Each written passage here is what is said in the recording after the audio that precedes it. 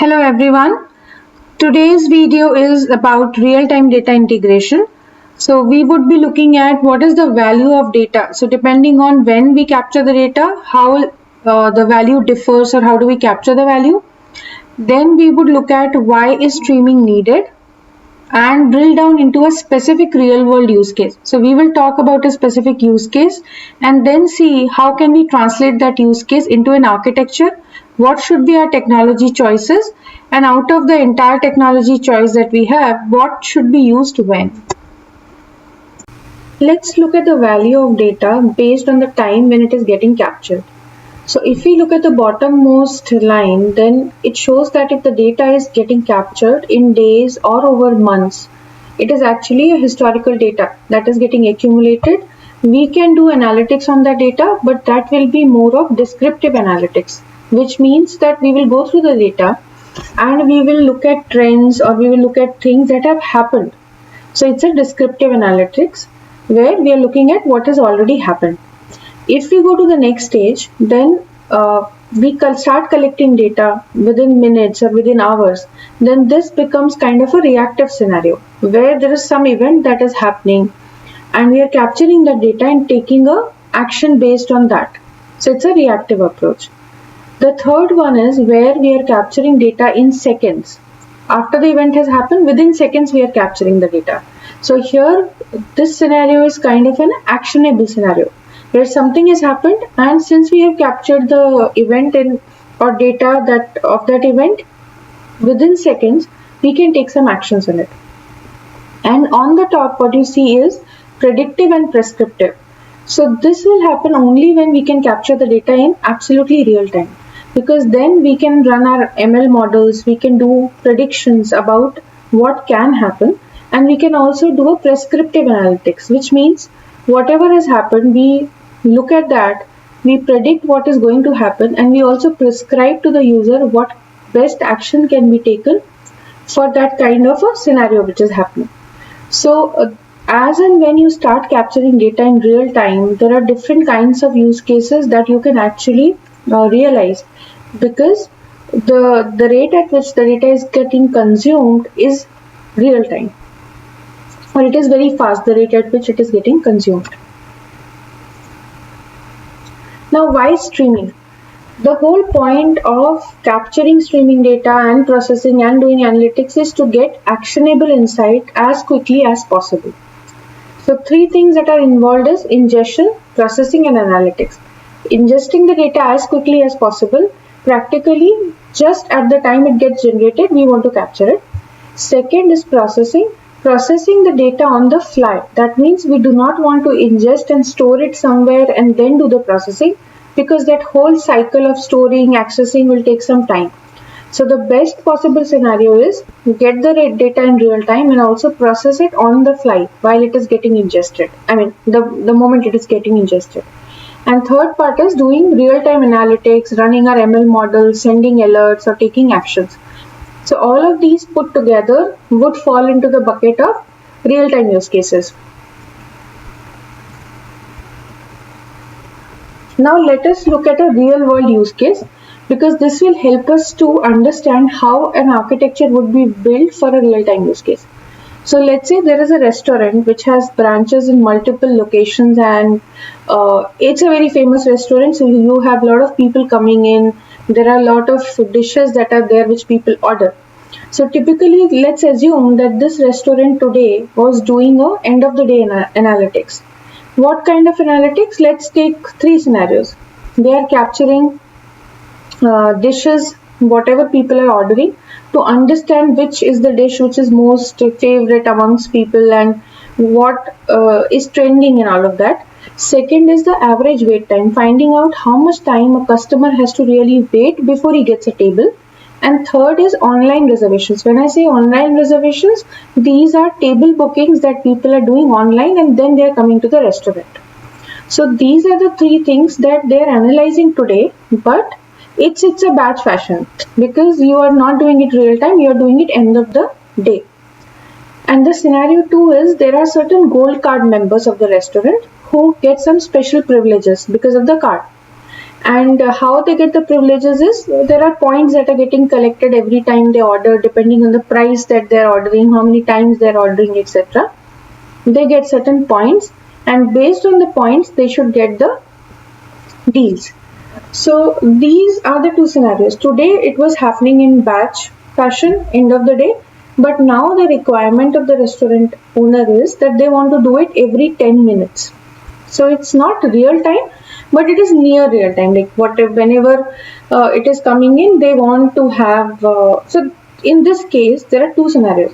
The first one is kind of a near real time, where every 10 minutes they want to get this data, and the second one is real time, because as and when the customer comes in and they flash their card saying they are a gold card member, immediately they should be given an SMS on the deals that are applicable to them based on their points. So an SMS should be sent. So that's a real time kind of a use case. So we discussed about the hypothetical scenario for a restaurant. Now this is the architecture that they had previously. So there were multiple branches of the restaurant that were sending data, and that data was going into Amazon Redshift. From Redshift, there are business reports that are getting pulled. Now let us think about this situation that we do not want to do major changes to the architecture. We do not want to rewrite too much of code that we have, because we want the impact to be minimal. So how can we convert this architecture to real-time architecture without doing much of code changes or any kind of enhancements? So one way is that in Amazon we have a Kinesis family of services, which is Kinesis Streams, Kinesis Analytics, and Kinesis Firehose. These are the three services that can be used for real-time data ingestion as well as processing. So in this case, what we will do is, because our scenario 1 demands that we have to ingest data not end of the day but every 10 minutes. Then how do we do that? Now let us look at this new architecture. What we have done is we have introduced Kinesis Firehose, which will be able to read stream of records from multiple locations and put it every 15 minutes into Amazon Redshift. So this architecture, if you see, it has not done major changes. So anything which was written on the source side from where we were getting records from the different restaurants, that need not change, because we can have different Kinesis agents which can be installed on those machines. Kinesis agent is nothing but a Java program which runs on the machine, and it can read log files, multiple directories, single directory, whatever we configure, and send it to Kinesis Firehose. So this way we don't have to do any changes on the source side. We just simply install an agent and configure it to read data. It will keep on sending to Kinesis Firehose. We have not changed the destination, which is Redshift, because we don't want to write the queries again, or we don't want to change the reports. So what will happen is Kinesis is going to write to Redshift but via S3. This is how it works. It will first put to S3 and then a Redshift copy command would be run to put to Redshift. So if you look at this new architecture, we have achieved what we wanted, like ingestion of data every 10 minutes with fault tolerance, fully managed service, all of that, but without disrupting or doing major changes to the architecture. So this will be a quick solution. Now let us look at what Kinesis Firehose does, and as a technology, what are the benefits it provides us. So one thing is that Kinesis Firehose can write to multiple types of destination, whether it is S3, Redshift, or Elasticsearch. When it writes to S3, it is pretty straightforward. It directly writes to S3. If you see here, there is one path which just puts transformed records into S3 bucket and also puts the raw data into another S3 bucket, just for keeping it in the raw form. So this is one way. Another way is you have the destination as Redshift. Here you need an intermediate S3 bucket, and Firehose also has a capability that you can do pre-processing of the records. So you need not put the records directly. If you want pre-processing, you can do that, and you can have your own Lambda function which you can configure. When you configure Kinesis Firehose as a delivery stream, you can configure where you want to deliver, and if you want pre-processing, you can have a Lambda function. As a technology, what are the benefits that Firehose gives? It helps us to capture, transform, and load streaming data. it automatically scales to match the throughput of your data. If your throughput needs to be increased, it will scale. It can batch and compress data. So there is compression available. It can encrypt data that we are sending, and the whole purpose is to do near real-time analytics. Destination, as we spoke about, it can be Kinesis Analytics, it can be S3, Redshift, Elasticsearch. Okay. One important thing to remember is in Firehose there is a buffering size and a buffering interval specification, which means that whatever data we are collecting, we don't want to send it like in MB. We have to decide what should be our buffer size. There is a default buffer size, but we can specify how much of data should be collected before it is sent to S3 or Redshift. So that is the buffering size. Similarly, we can also decide on the buffering interval. Let's say I want to buffer for 10 minutes and then I want to send the data. So whichever is reached first, either the buffering size or the buffering time limit, Kinesis Firehose will start writing to S3 or Redshift, whichever we have configured as a source. So this is a very simple way of ingesting near real-time data. Now this is scenario number 2. The scenario that we spoke about, that we have to do a calculation on the points that the gold members have, offer them deals in real time, and also send them a notification to their mobiles. Now here also the requirement is same. I do not want to disrupt their existing architecture and want to do minimal changes to source and target. Okay, so what we have done is, previously they did not have, let's say, these components, the ones in orange, the Kinesis family. They just had restaurant logs that were getting into DynamoDB, and then from there the calculations were done on DynamoDB, and a notification was sent and message was sent to the mobile app. Now what we have introduced here is, already in the scenario 1 we had introduced Kinesis Firehose, so we want to keep that, and that data we are also channeling to the Kinesis Analytics. Now Kinesis Analytics is a service of Kinesis family. What it does is, it allows you to do real-time analytics.